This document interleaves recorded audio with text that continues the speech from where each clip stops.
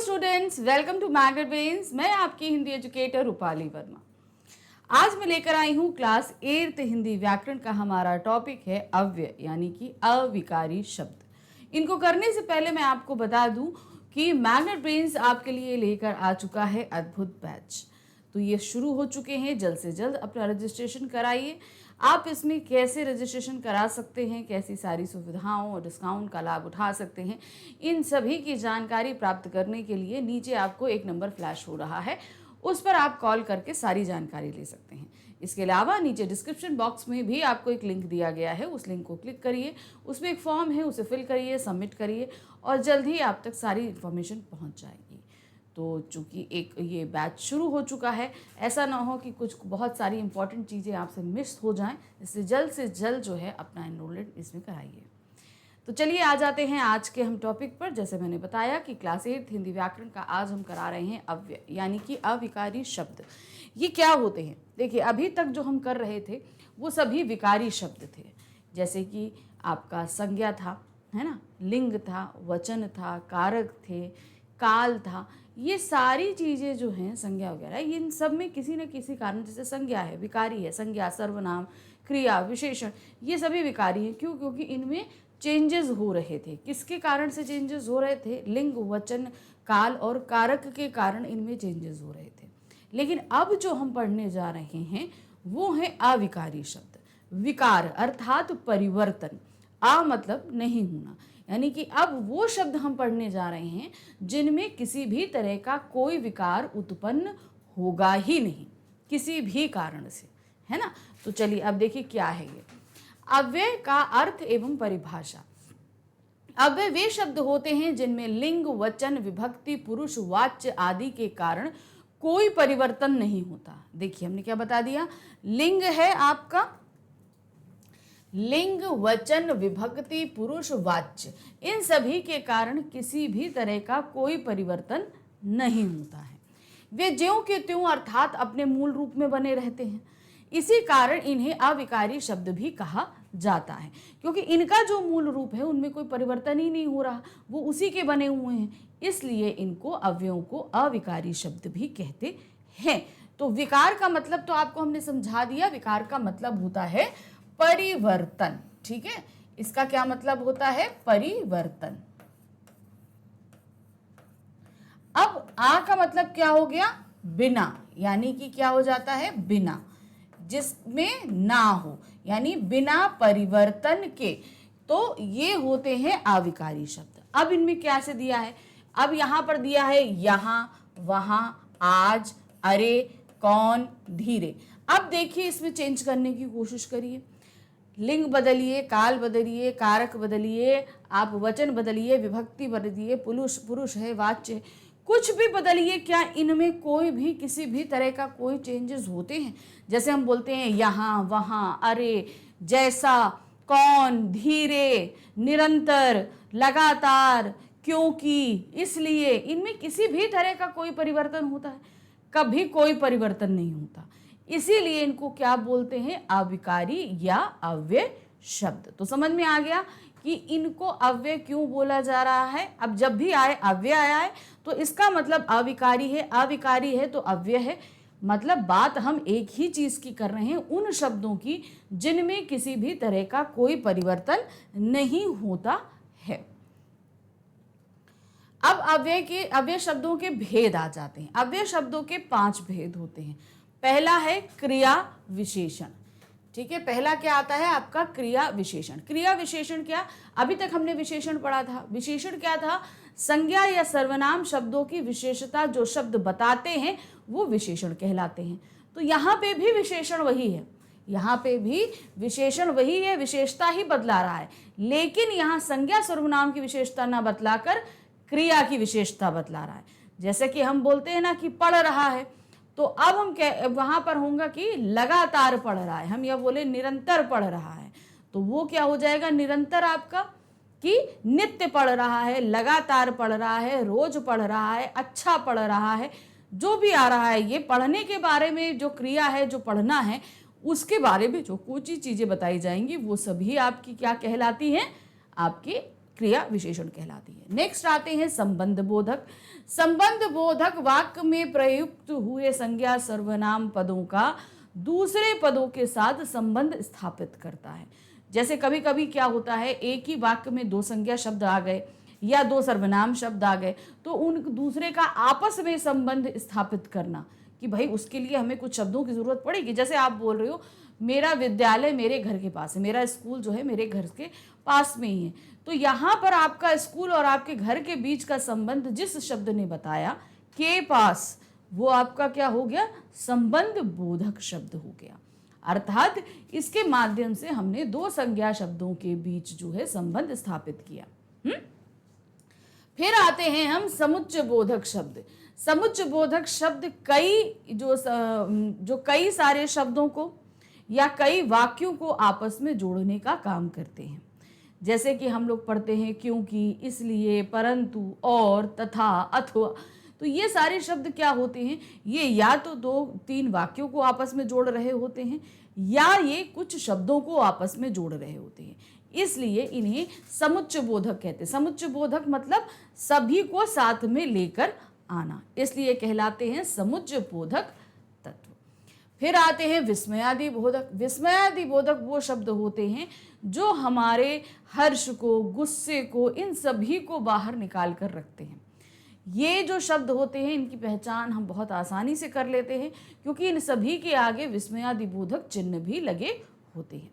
फिर आखिरी हम आ जाते हैं निपात। निपात किसे कहते हैं? निपात वो शब्द होते हैं जो हमें कुछ शब्दों पर बल डालने के लिए इस्तेमाल करते हैं। यानी कि हम कोई शब्द बोल रहे हैं, हम उसमें बहुत ज़्यादा जोर डालना चाहते हैं, तो हम क्या बोलेंगे, तुम भी मेरे साथ चलोगे या तुम ही मेरे साथ चलोगे। अब उस व्यक्ति को साथ चलने के लिए हम प्रेशर देना चाहते हैं, तो हमने भी और ही जैसे शब्दों का इस्तेमाल किया, तो ये भी और ही शब्द क्या हो जाएंगे, ये निपात शब्द हो जाते हैं। क्यों? क्योंकि हम यहाँ पर कुछ शब्दों पर थोड़ा सा जोर देना चाहते हैं।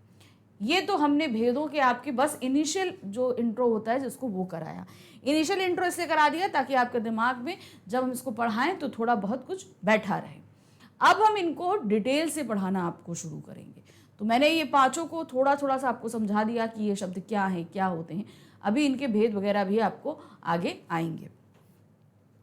अब सबसे पहले जो आता है वो है क्रिया विशेषण। मैंने क्या बताया था, क्रिया की विशेषता जो शब्द बताते हैं वो क्रिया विशेषण कहलाते हैं। सीधे सीधे हमने ये चीज़ आपको बताई।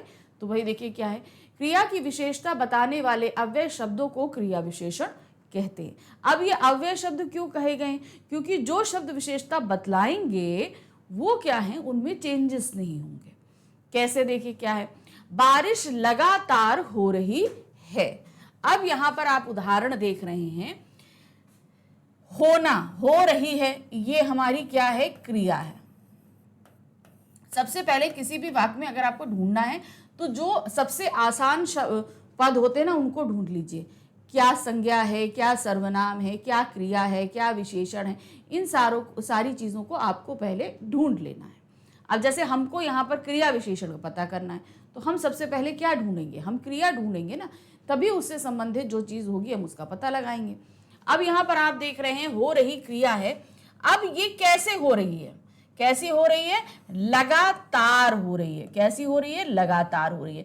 तो ये शब्द हमारा क्या कहलाता है? ये हमारा कहलाएगा क्रिया विशेषण। क्यों? क्योंकि ये इसकी विशेषता बता रहा है। क्या बता रहा है? विशेषता। क्योंकि अब कोई भी आप क्रिया शब्द ले लो, अब जैसे हम को दूसरा भी यहाँ पर वाक्य लेते हैं। अब यहाँ पर बारिश क्या है, वो होने का काम कर रही है और कैसे हो रही है? लगातार हो रही है। अब दूसरा आ जाइए, कछुआ धीरे धीरे चल रहा है। कछुआ, जैसे यहाँ बारिश संज्ञा थी वैसे यहाँ कछुआ संज्ञा है। अब वो कैसा चल रहा है? ये कर्ता हो गया। ये हमारा क्या है? ये हमारा कर्ता है। अब चल रहा हमारी क्रिया है। क्यों? क्योंकि यहाँ पर काम हो रहा है। फिर उसके बाद ये कैसा चल रहा है? ये चल रहा है धीरे धीरे। चलने का काम किस तरीके से हो रहा है? वो धीरे धीरे हो रहा है। तो धीरे धीरे हमारा क्या हो जाएगा? क्रिया विशेषण। तो जब भी आपको क्रिया आए तो वो देखिए कि वो क्रिया किस तरीके से संपन्न हो रही। अगर उसमें तरीका दिया हुआ है तो वो क्रिया विशेषण हो जाएगा। अब ये सारी चीज़ें जितनी मैं समझा रही हूँ आपको, बहुत ध्यान रखिएगा, क्योंकि अभी आपका एक आगे टॉपिक आने वाला है पद परिचय। उस पद परिचय में सारी चीज़ें इंक्लूडेड होंगी, सब चीज़ें जितनी अभी आप पढ़ते आए हो ना, मैंने जितना आपको पढ़ाया है, संज्ञा, सर्वनाम, क्रिया, विशेषण, लिंग, वचन, काल, कारक, ये सब कुछ आने वाला है, वो सिर्फ एक सिंगल टॉपिक में। तो जितना मैं आप पढ़ रहे हो बहुत ध्यान से पढ़ना। तो ये क्रिया विशेषण और इसके भेद भी ये उसी टॉपिक में आने वाले हैं, तो उन्हें आप ध्यान से देखिएगा। ठीक है, तो समझ में आ गया अभी तक आपको क्रिया विशेषण क्या होता है। ठीक है, अब इसके आगे हम बढ़ते हैं। क्रिया विशेषण हमने आपको क्लियर किया, अब आते हैं क्रिया विशेषण के भेद।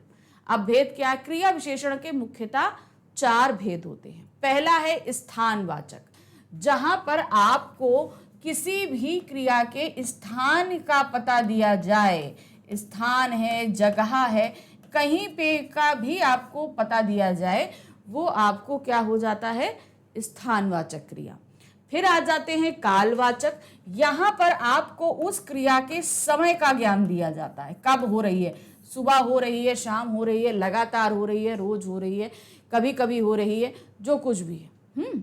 फिर उसके बाद आता है रीतिवाचक क्रिया विशेषण। कुछ शब्द जो हैं वो रीति के अकॉर्डिंग चलते हैं। रीति मतलब जो चीजें बहुत पहले से चली आ रही हैं जस के तस, जैसे हम लोग के रीति रिवाज हैं, आप देखते हो ना, रीति रिवाज परंपराएं क्या हैं, वो हमारे बुजुर्गों द्वारा चीजें की गई हैं, और उनका रीति मतलब अर्थात कुछ नियम हैं, वो उन्हीं नियमों के अकॉर्डिंग चलते हैं।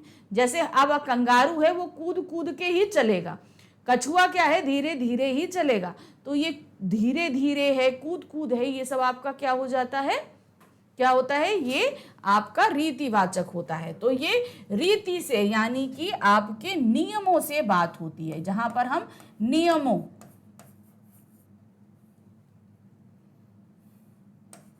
नियमों के बारे में बात करें, जिसको हम बोलते हैं रीति।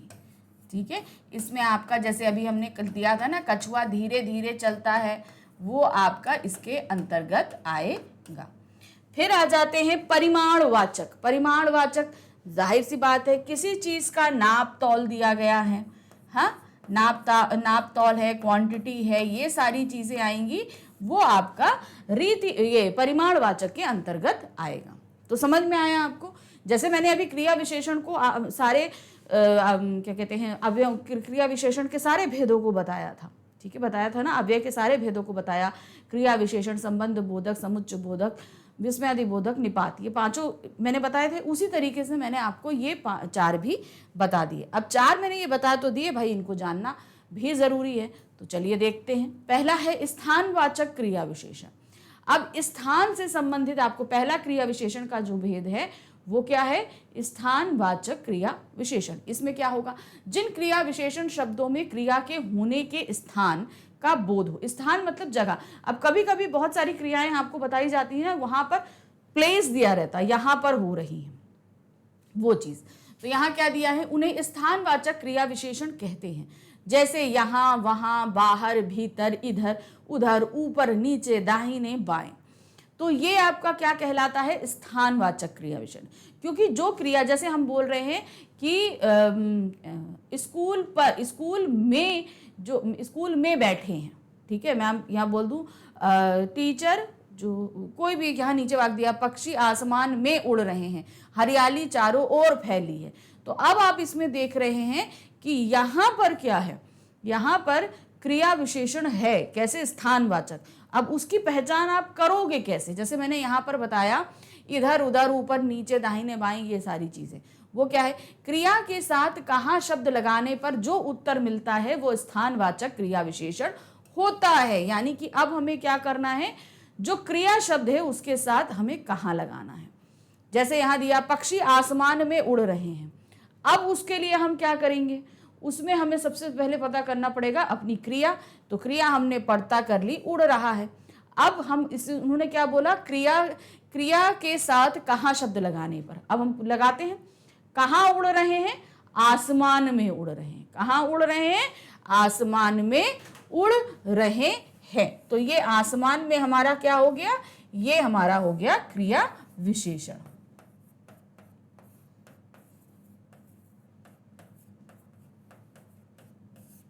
फिर आते हैं हरियाली चारों ओर फैली है। अब फैली है, कहाँ फैली है? चारों ओर फैली है।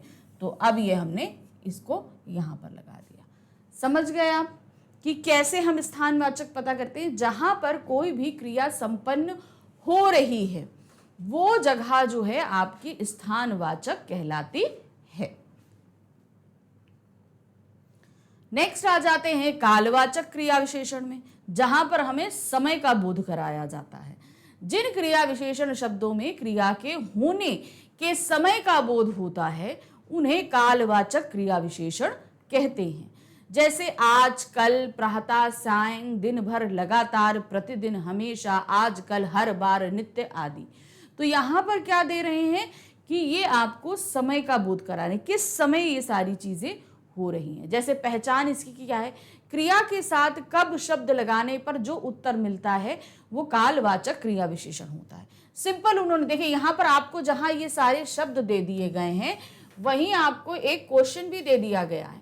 उन्होंने जहां बोला था कि हम स्थानवाचक के लिए कहाँ लगाते हैं, वहीं समय के लिए हम पता करने के लिए क्या लगाएंगे? कब लगाएंगे। सूर्य प्रातः निकलता है, तो अब यहां पर सूर्य जो निकलता है ये हमारा क्या है? क्रिया है। ये हमारी आ रही है क्रिया।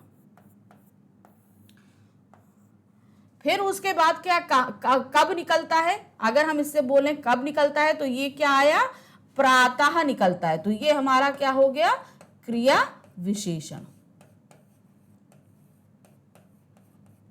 और कौन सा क्रिया विशेषण है? ये है कालवाचक।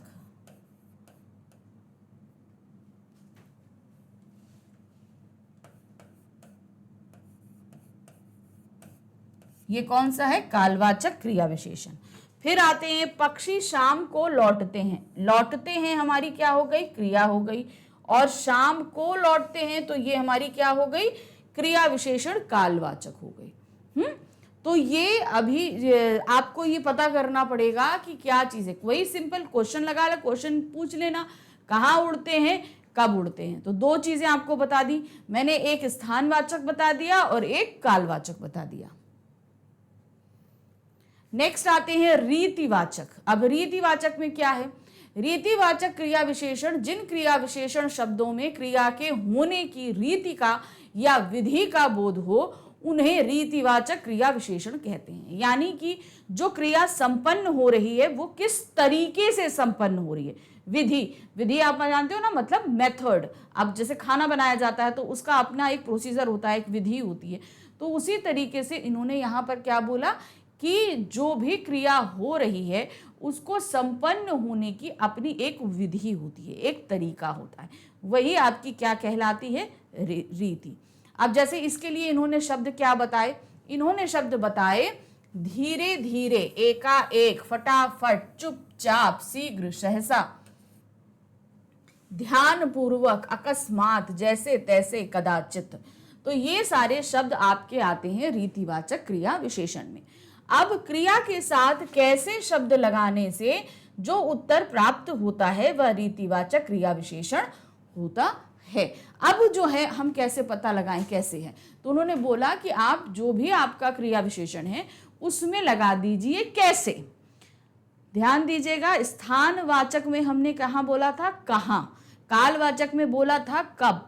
रीतिवाचक में हम बोलेंगे कैसे। कैसे संपन्न होती है? तो सिंपल ये है कि कोई भी क्रिया है उसके साथ पहले आपको क्वेश्चन लगाना है कैसे। आपको उत्तर मिल गया तो वो ही उत्तर आपका रीतिवाचक क्रिया विशेषण है। अब जैसे क्या है? हिरन तेज दौड़ता है। अब यहां दौड़ता है तो आपको क्रिया ढूंढनी है पहले। कछुआ धीरे धीरे चला। तो ये दोनों जो है ना हमारी क्या हो गई? ये हमारी है क्रिया। क्रिया विशेषण बताने के लिए पहले आपको क्रिया का ढूंढना जरूरी है, ये ध्यान रखना। और अब हमें फाइंड आउट क्या करना है? वो करना है रीतिवाचक क्रिया विशेषण। चलिए अब हम यहां पहले लिख लेते हैं रीतिवाचक क्रिया विशेषण।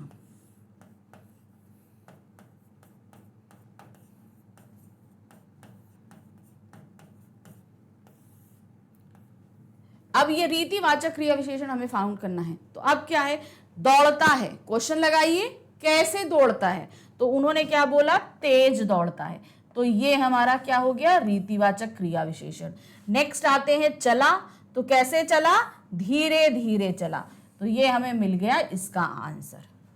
क्लियर हुआ आपको? जब हमारे पास कोई भी वाक्य आता है और उसमें हम क्रिया फाउंड कर लेते हैं और उसके बाद आपसे बोला जाए क्रिया विशेषण और उसके भेद का पता लगाइए, तो सिंपल आपको क्वेश्चन करना है। क्या करना है, रीतिवाचक के लिए हमें लगाना है कैसे।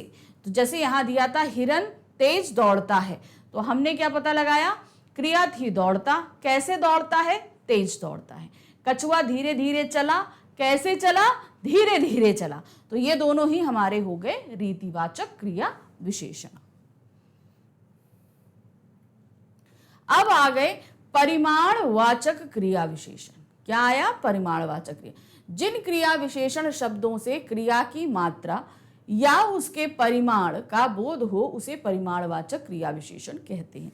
यार जो कोई भी क्रिया है उसकी क्वांटिटी जो हमें पता करनी हो तो उसके लिए वो आपका हो जाता है परिमाणवाचक क्रिया विशेषण। जैसे दिया है यहाँ पर शब्द हैं कम, अधिक, तनिक, थोड़ा, पर्याप्त, खूब, उतना, जितना, बहुत, ढेरों, अत्यंत, अति, कुछ, लगभग, काफी, केवल आदि। तो ये सभी आपके क्या हो गए जाकर, ये सभी शब्द हैं आपके परिमाणवाचक के। अब इनको पता कैसे करेंगे, सेम वही चीज, क्रिया के साथ कितना शब्द लगाने से जो उत्तर प्राप्त होता है परिमाणवाचक क्रिया विशेषण कहलाता है। मतलब हम अगर इसके साथ जो है कितना शब्द लगा दें, आखिर कितना आया अगर हम लगा दें तो वो आपका क्या हो जाता है, परिमाणवाचक क्रिया विशेषण। अब इसके लिए हम क्या देखेंगे, देखिए क्या है, राम तुम बाजार से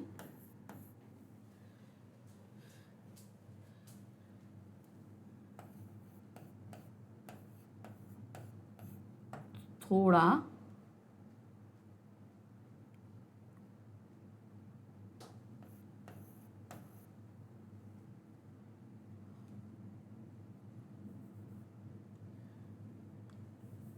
बाजार से सामान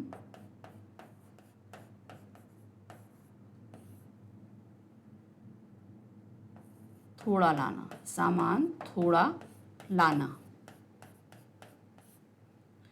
ये हुआ। अब यहां से क्या बोला जा रहा है, क्रिया क्या है, वो है आपका लाना। ठीक है, ये क्या है क्रिया, और कितना लाना है आपको, सिर्फ थोड़ा लाना है। क्वेश्चन वही करना है आपको, कितना। राम तुम बाजार से सामान थोड़ा लाना, तो यहां पर हमने क्या लाना, कितना लाना, थोड़ा लाना। तो ये थोड़ा हमारा क्या हो गया, क्रिया विशेषण हो गया, कौन सा, परिमाणवाचक। तो चलिए अब एक बार थोड़ा सा रिवाइज कर लीजिए कि हमें क्वेश्चन कौन कौन से लगाने हैं। ठीक है, तो चार हमारे पास भेद थे क्रिया विशेषण के, चारों के साथ हम कौन कौन से क्वेश्चंस लगाएंगे। तो सबसे पहला जो हमारा था वो क्या था, स्थानवाचक, स्थानवाचक क्रिया विशेषण। ठीक है, स्थानवाचक क्रिया विशेषण था। दूसरा हमारा क्या था, कालवाचक।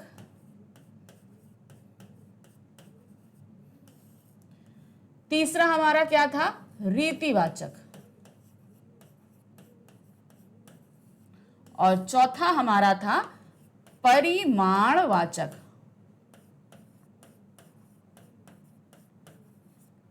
ये चार थे। अब इसमें जो स्थानवाचक है तो उसके लिए हम कहाँ क्या लगा रहे थे, क्वेश्चन जो हम पूछना था हमें क्रिया के साथ, वो क्या पूछना था, कहाँ, वो हमें पूछना था कहाँ। फिर उसके बाद आया दूसरा कालवाचक के लिए अगर हम पूछ रहे थे तो क्या था, कब। उसके बाद था रीतिवाचक के लिए, तो हम क्वेश्चन पूछ रहे थे कैसे। फिर उसके बाद हमारा था परिमाणवाचक, सामने है, इसके लिए हम क्वेश्चन क्या पूछ रहे थे, कितना। ठीक है, तो ये सारे क्वेश्चंस आपको ध्यान रखने हैं। इन जो क्रिया विशेषण है उनके भेदों के साथ जब आप पूछोगे तो आपको सही सही आंसर मिल जाएगा। तो ये हमारा अव्यय का पहला भेद खत्म हुआ, वो था आपका क्रिया विशेषण। चलिए नेक्स्ट आते हैं, दूसरा है हमारा संबंध बोधक। संबंध, जैसे कि नाम से पता चल रहा है कि यहाँ किसी के संबंध को व्यक्त करने की बात कही जा रही है। वे अव्यय जो संज्ञा या सर्वनाम के साथ जुड़कर उनका संबंध वाक्य के दूसरे शब्दों के साथ बताते हैं, उन्हें संबंध बोधक कहते हैं। अब वो क्या करते हैं, वो दोनों आपस में, जैसे भाई वाक्य में संज्ञा शब्द और सर्वनाम शब्द तो होंगे ही होंगे, अब उनके साथ कुछ ऐसे शब्द जुड़ते हैं जो वो उनका संबंध दूसरे पदों के साथ करते हैं। तो वही शब्द आपके जो जुड़ने का काम कर रहे हैं, जोड़ने का काम कर रहे हैं आपस में, वो क्या है, संबंध बोधक। अब कैसे हैं इनको देखते हैं। जैसे क्या दिया है, राम लक्ष्मण एवं सीता, क्या है, राम लक्ष्मण एवं सीता के साथ वन गए, क्या है, के साथ वन गए। अब यहां पर ये हमारे सब क्या थे, ये संज्ञा पद हैं, ठीक है, ये सभी क्या है, संज्ञा पदबंध है।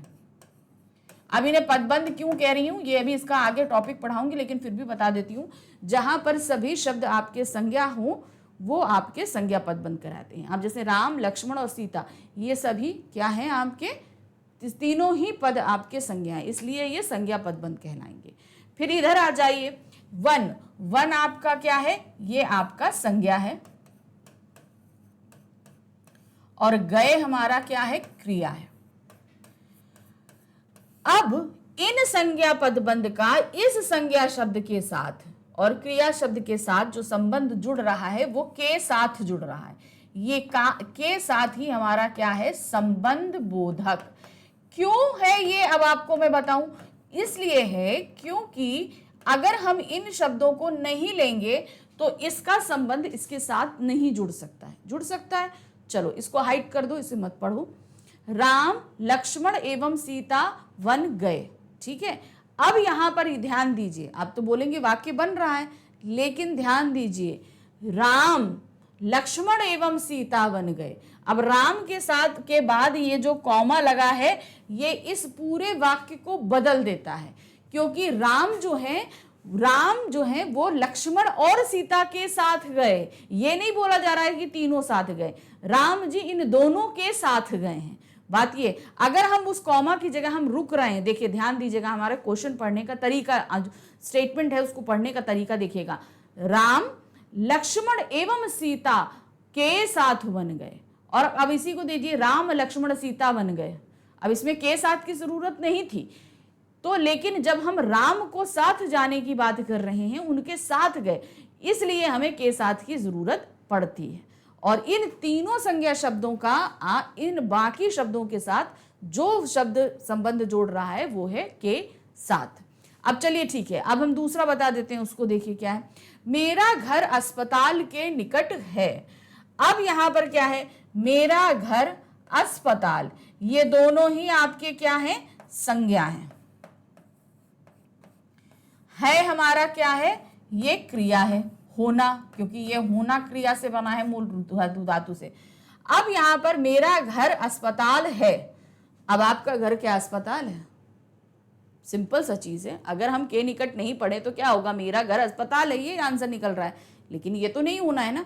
तो अब मेरा घर अस्पताल के निकट है, जो ये आपको शब्द है, ये इन संज्ञा शब्दों का इस क्रिया के साथ संबंध जोड़ रहा है। अब यहां पर देखिए, मेरा घर का और अस्पताल के साथ संबंध भी के निकट के कारण ही जुड़ रहा है, तो ये हमारा क्या हो जाएगा, संबंध बोधक। अब ये ध्यान रखिएगा, ये शब्द जो हम बोल रहे हैं, अब ये शब्द जो हम बोल रहे हैं, इनमें आपको ये ध्यान रखना है कि ये शब्द किसी भी कंडीशन में बदलते नहीं है। अब जैसे आप यहाँ पर हमने बताया के साथ है, के निकट है, के पास है, अभी आगे हम और भी एक्सरसाइज कराएंगे, आपको सारी चीज़ें क्लियर हो जाएंगी। तो ये शब्द जो हैं जुड़ते हैं, हमेशा आपको किसी का संबंध किसी के साथ जोड़ रहे होंगे। अब संबंध बोधक के भेद देखिए, इसके 6 भेद दिए गए हैं।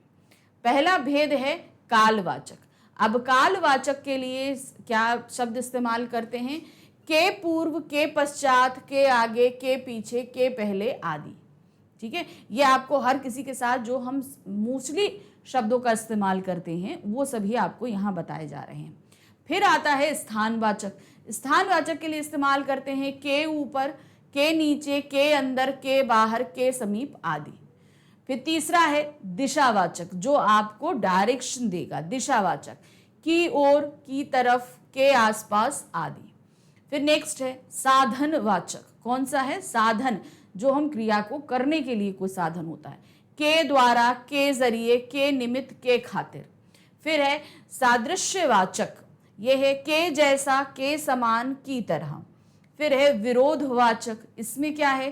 के उल्टे, के विपरीत, के प्रतिकूल आदि। तो ये जो 6 भेद हैं संबंध बोधक के, इन्हें ध्यान रखना पड़ेगा आपको कि ये समय बता रहे हैं, ये स्थान बता रहे हैं, ये दिशा बता रहे हैं, ये साधन बता रहे हैं, किसके जरिए हो रहा है। फिर है सादृश्यवाचक, यानी कि जो आपको दिखाई, ऐसा वैसा जैसा जो शब्द रहते हैं मोस्टली ये सदृश्यवाचक में आते हैं। फिर है विरोधवाचक, जहां पर हम कहीं विरोध प्रकट कर रहे हो, जैसे उल्टा, विपरीत, ये प्रतिकूल, ये सारी चीजें क्या हैं? आपको जो चीज विपरीत आपको बता रही है, जैसे हम लोग पढ़ते हैं ना विपरीत विलोम शब्द, उनके जस्ट अपोजिट कोई चीज बताई जाती है ना, तो वो चीज आपको यहाँ बताई जा रही है। फिर है 7वां तुलनावाचक, क्या है? की अपेक्षा, जहां पर हम कंपेयर करते हैं उसको तुलनावाचक कहते हैं। फिर है उद्देश्यवाचक, वो है के लिए, के हेतु, के फलस्वरूप आदि। फिर है व्यतिरेक वाचक, के अतिरिक्त, के बिना, के रहित। फिर है सहचरवाचक, के साथ, के संग, के समेत। तो ये पूरे 10 भेद होते हैं आपके संबंध बोधक के।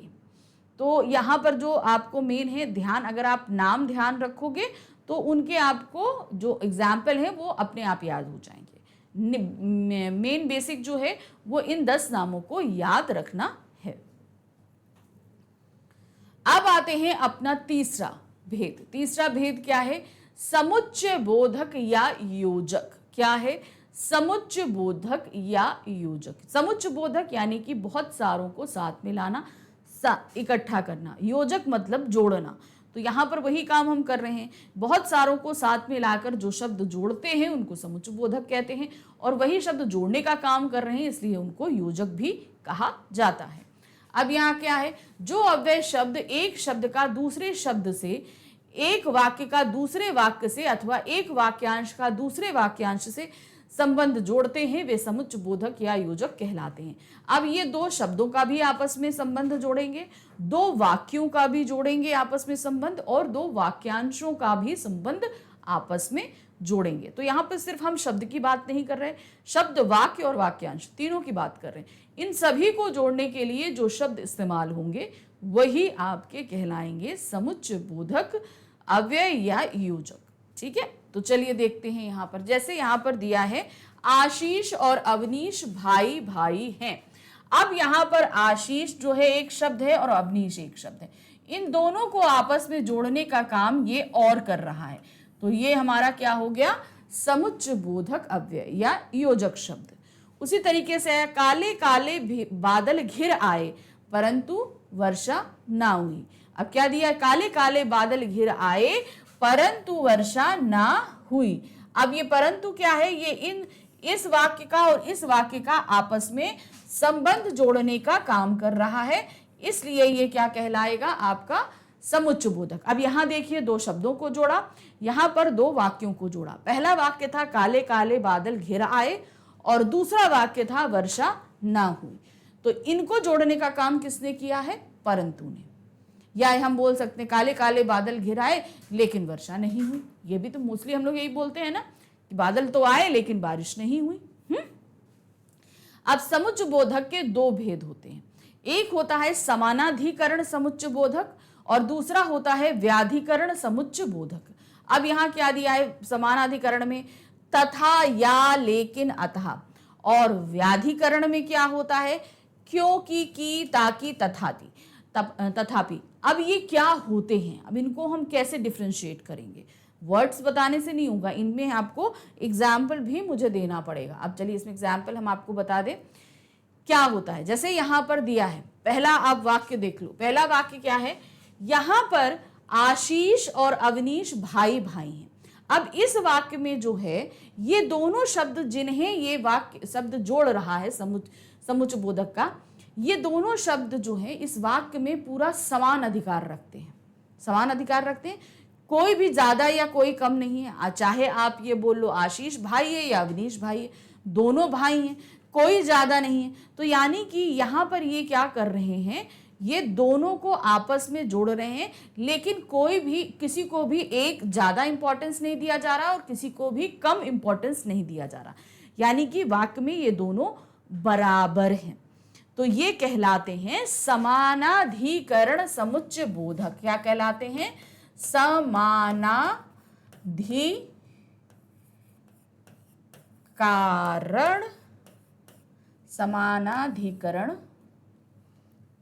समानाधिकरण समुच्चय बोधक।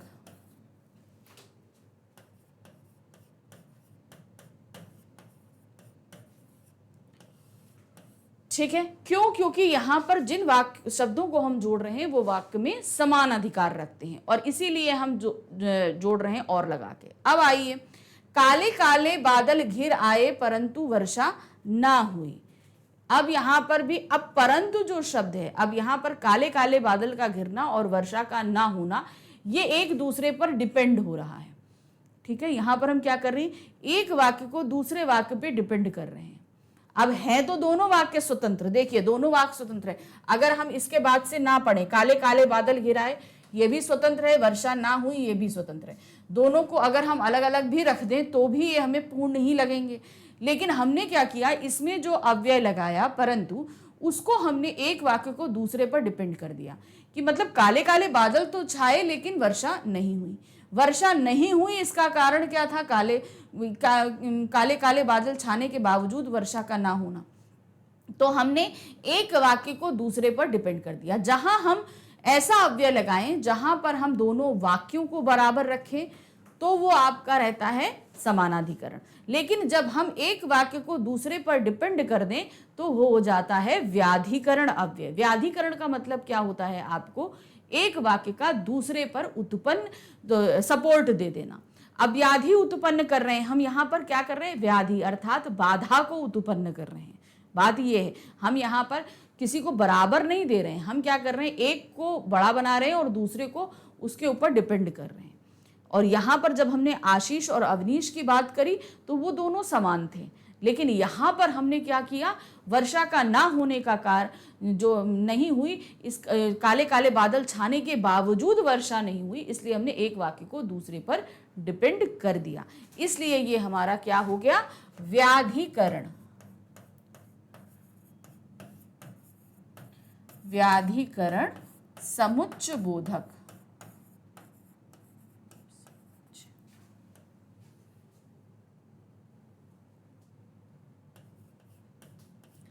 समुच्चय बोधक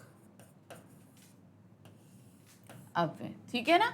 तो ये आपका समझ आ गया आपको कि क्या आपका समानाधिकरण है और क्या आपका व्याधिकरण है। व्याधिकरण सीधे एक शब्द को दूसरे पर डिपेंड कर दो, एक वाक्य को दूसरे पर डिपेंड कर दो, तो वो आपका व्याधिकरण हो जाता है। नेक्स्ट आते हैं नंबर 4, विस्मयादि बोधक। अब हमारा नंबर 4 क्या था? विस्मयादि बोधक। ये सबसे आसान अव्यय है, इसको पहचानने में कोई परेशानी नहीं होगी। यहां पर हर्ष, शोक, विस्मय, घृणा। ठीक है, अब मन में हमारे बहुत सारी फीलिंग उठती हैं। जैसे पापा आए, आप एक केक लेकर आ गए। ठीक है, अरे पापा आप केक लाए, आप कितना खुश हो गए, तो आपने खुशी को व्यक्त करने के लिए अरे पापा केक लेके आए, तो अब ये आपके मुंह से क्या निकला? अरे। फिर क्या है? अब आपको चोट लग गई, मम्मा मम्मा दर्द हो रहा है, अब आपने वो आह शब्द बोला। ठीक है, उसी तरीके से आपको कोई चीज बहुत गंदी लग रही है, छी कितना गंदगी कर दी है, कीचड़ फैला दिया है, तो अब आपको छी लगा।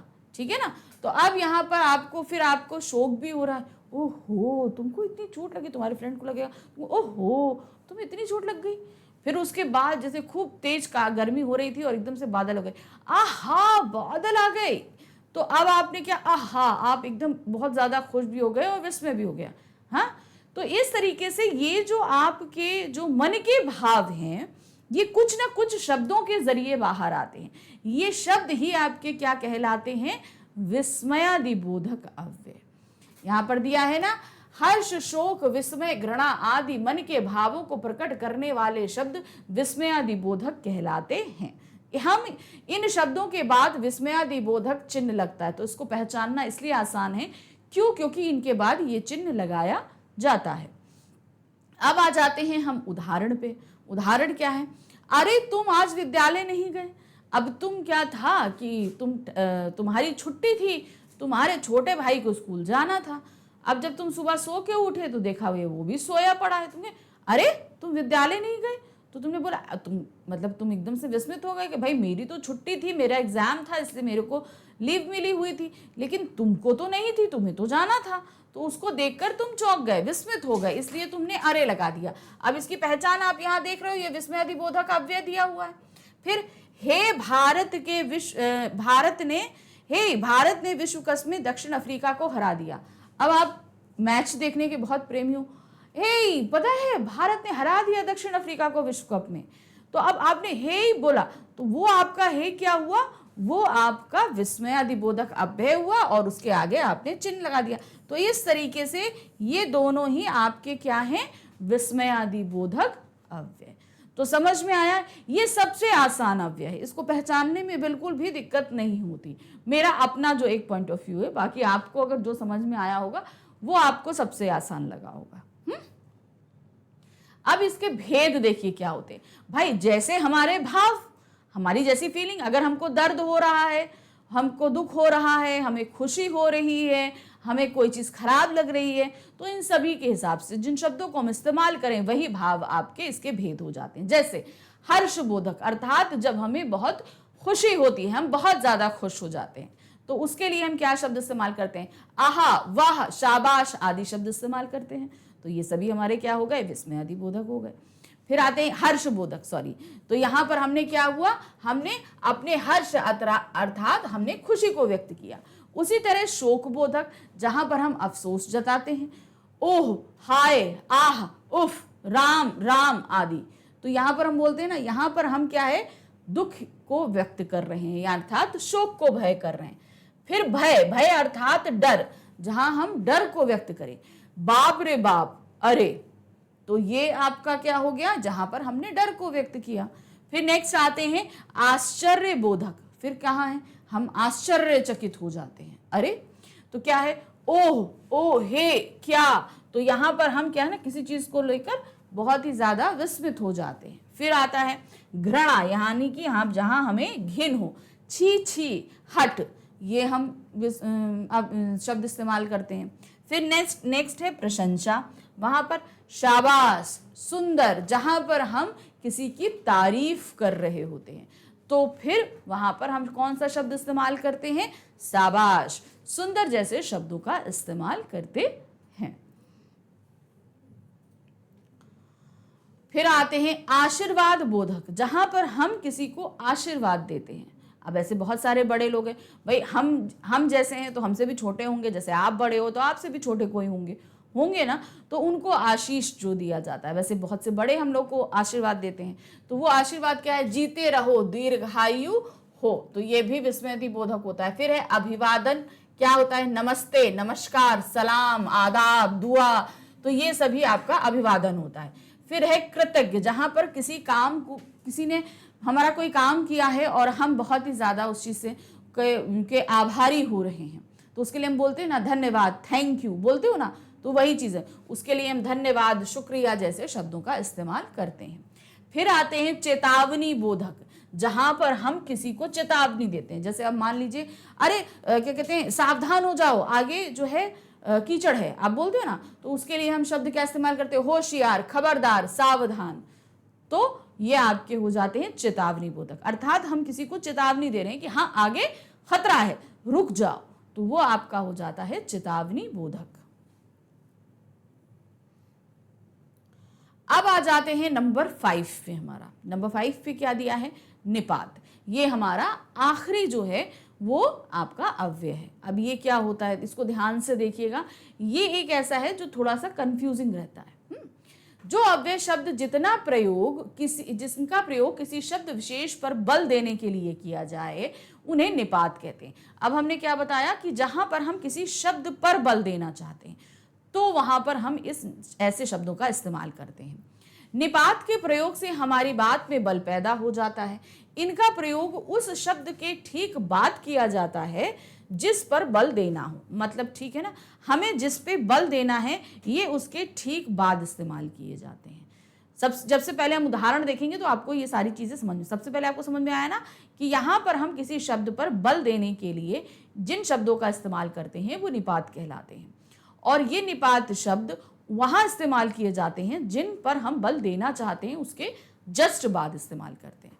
जैसे यहां दिया है तुम ही मेरे साथ चलोगे, यहां हमने तुम पर बल देना चाहा। किस पे हम बल दे रहे हैं, तुम पर बल दे रहे हैं, तो इसीलिए उसके बाद हमने ये ही जो है निपात शब्द का इस्तेमाल किया। किसका, ये हमारा निपात था।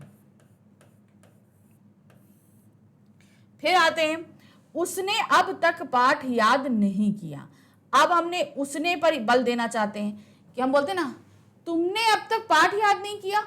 अब जैसे टीचर आपको बोलती तुमने अभी तक लर्न नहीं किया, तो यहां पर जोर किस पे दिया जा रहा है, तुम पे दिया जा रहा है, क्योंकि बाकियों ने लर्न कर लिया मगर तुमने अब तक लर्न नहीं किया।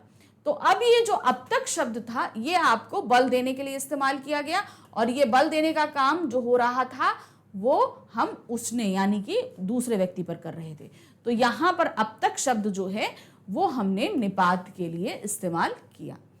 फिर आते हैं, मैं भी विज्ञान प्रदर्शनी देखने चलूंगा। अब सब जा रहे थे, मुझसे किसी ने पूछा नहीं साइंस एग्जीबिशन के लिए, तो मैंने बोला क्या, मैं भी चलूंगा। अब यहां पर क्या है, आप अपने आप पर बल देना चाह रहे थे कि भाई तुम सब तो जा रहे हो, मुझे लेकर नहीं जा रहे हो, तो मैंने सीधे सीधे बोला कि नहीं मैं भी चलूंगा। तो यहां पर आपने अपने आप पर बल देने के लिए जो है मैं के बाद भी का इस्तेमाल कर लिया। ठीक है। फिर अब इसमें क्या दिया है, मात्र, तक, भी, ही, तो आदि जो हैं वो मुख्य निपात होते हैं। तो खास तौर से जो यूज किए जाते हैं, हम अक्सर जो याद करते हैं वो है तक, भी, ही, ये तीन जो है मोस्टली यूज किए जाते हैं। इसके अलावा तो और मात्र भी यूज किया जाता है। तो समझ में आया आपको निपात क्या होता है, कंफ्यूज नहीं होइएगा। मोस्टली 3-4 वर्ड ही निपात के अंदर आते हैं, ज्यादा नहीं आते, इनका कोई भेद नहीं होता है। जो आपको बस ध्यान रखना है कि जब हम किसी चीज पर बल देना चाहते हैं तब हम निपात का इस्तेमाल करते हैं। कि जैसे हमने बोला, मैं क्या कहते हैं, मुझे भी ये कोल्ड ड्रिंक पीनी है। अब सब पी रहे थे मगर आपने कहा भाई सब तो पी रहे हो पर मुझे भी पीनी है, तो उसके लिए आप क्या बोलोगे, मुझे भी कोल्ड ड्रिंक पीनी है। इस तरीके से आप उसको जोर दोगे, प्रेशराइज करोगे तो वो बात होगी। तो यहां पर आपने देखा ना कि हमने जो है वो अविकारी अर्थात अव्यय के 5 भेद को समझाया, जिसमें क्रिया विशेषण के आपके भेद थे। हमने क्रिया विशेषण के भेद पढ़े, संबंध बोधक के पढ़े, समुच्चय बोधक के पढ़े, तो इन तीनों के भेद भी पढ़े, और इसके अलावा विस्मयादियादक बोधक के भी जो भेद थे वो आपकी भावनाओं पर आधारित थे, और निपात में किसी तरह के भेद नहीं थे।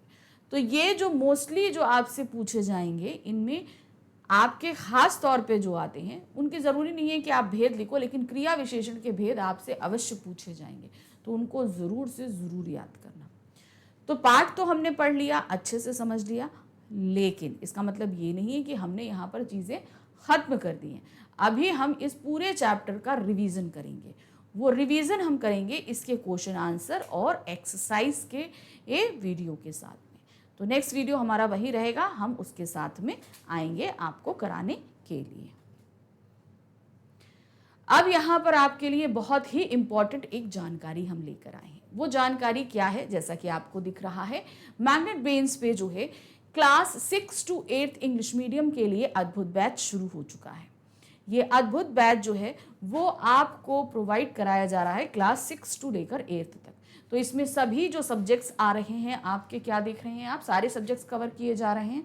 इस एक बैच को जो अगर आप लेंगे तो इसमें सब्जेक्ट आपके रहेंगे science, math, social science, English, Hindi और संस्कृत।